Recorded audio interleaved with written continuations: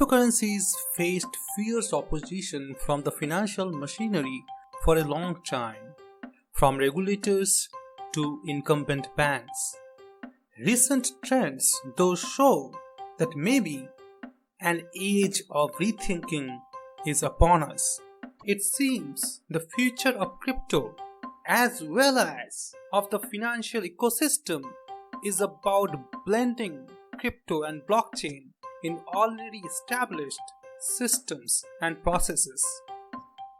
Crypto, it seems, is not likely to replace the traditional financial system, but rather blend with it to eliminate inefficiencies, strengthen security, and even help the traditional financial services to grow beyond the perceived boundaries.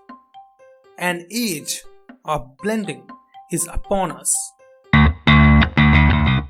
This is the third part of this series, and in this part we are going to talk about how the traditional financial industry is adopting cryptocurrency and blockchain to solve existing problems in their own ecosystem. This part comprises of the following topics: blending of crypto in regulations, blending of crypto in banking, and blending of crypto trading. In January 2021, Office of Controller and Currency, or OCC, in the United States published a letter saying that national banks and federal savings associations may use new technologies including INVNs and related stablecoins to perform bank permissible functions such as payment activities. This letter opened doors for the US banking system to use blockchain and stablecoins for providing payment services. In the previous year, OCC dealt with the permissibility of banks holding reserve for certain stablecoins backed by fiat currency and custodian services for digital assets. As a step forward, this letter, published by OCC, does not limit the bank's payment activities to stablecoins supported by fiat currency or to stablecoins backed by US dollar.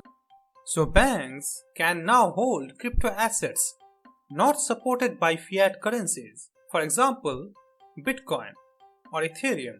As a side note, please refer to the previous upload in this series to learn more about stablecoins.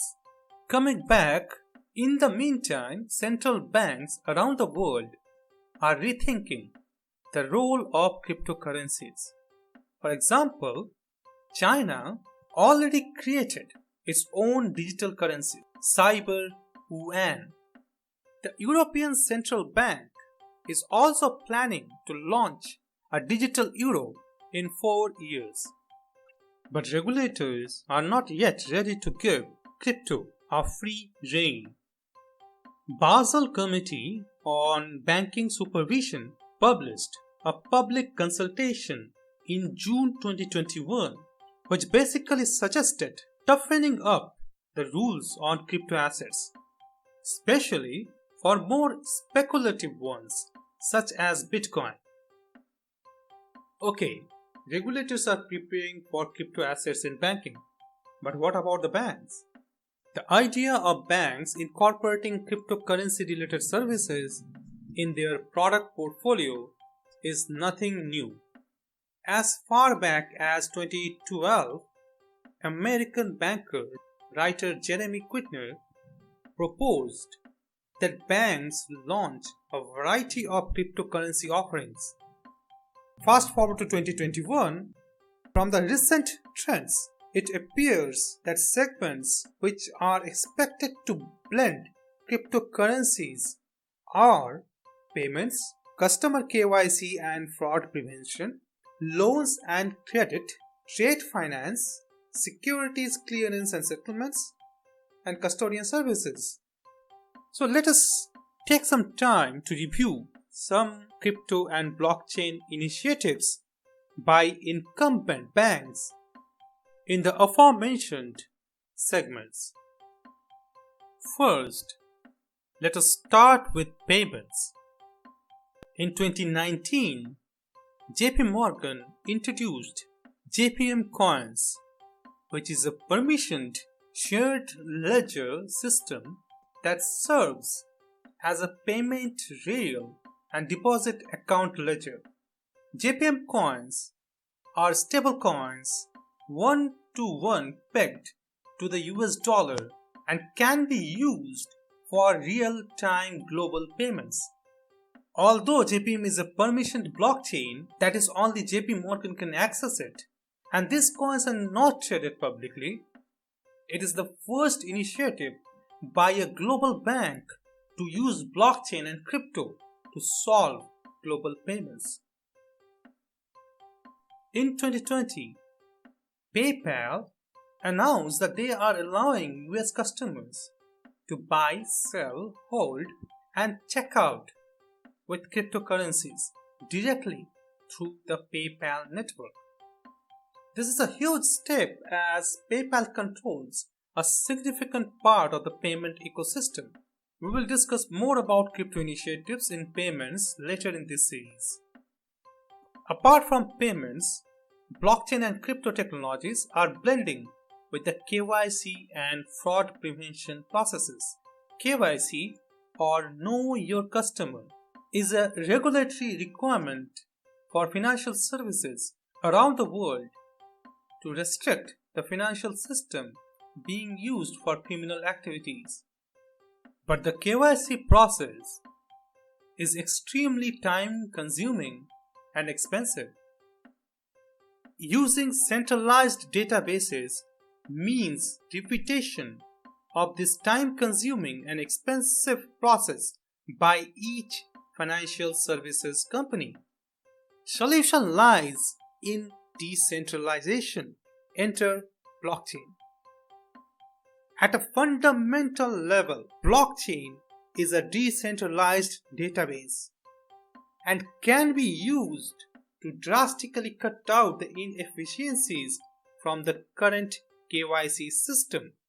For example, in 2017, HSBC, Deutsche Bank, and Mitsubishi UFJ Financial Group partnered with IBM to build a blockchain-based shared KYC platform. We will discuss more such initiatives later in this series.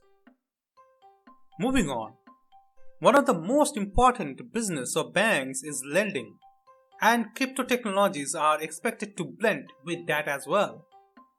Traditional banks and lenders underwrite loans based on a system of credit reporting. Blockchain technology opens up the possibility of peer-to-peer loans, complex programmed loans, and a faster and more secure loan process in general. One of such initiatives is Salt Lending, which offers crypto-backed loans. We will talk more about such initiatives later in this series. Apart from retail credit, trade finance is also expected to experience drastic changes due to blending of crypto technologies in the ecosystem. Trade finance, like cross-border payments, involves various parties, making it complicated, expensive, and obscure. To streamline trade finance, immutable data sharing is required by various parties involved, and blockchain provides the infrastructure to do so. But this requires global collaboration. This is why many consortia or associations are getting formed.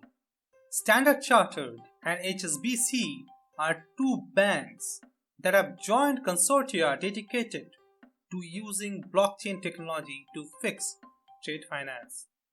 We will discuss more about such initiatives later in this series. Other segments of banking, such as security custodian services and clearance and settlement, are also experiencing blending of crypto technologies. So can we expect now banks to offer crypto trading on their own platforms? Recently, enterprise payment giant NCR and digital asset management firm NYDIG entered a deal to enable 650 US banks to offer Bitcoin purchases to an estimated 24 million total customers. NYDIG will provide custodial services so that banks do not need to hold the crypto assets on their own books. Internationally, some neobanks, such as UK-based Revolut, have already incorporated crypto in their product portfolio. Revolut customers can buy, sell, or make payments using cryptocurrencies. Although banks in certain regions are still resisting cryptocurrencies, such as banks in India. No, crypto is not blending easily in the financial ecosystem like ink in water. It will take time and it will not happen without some setbacks.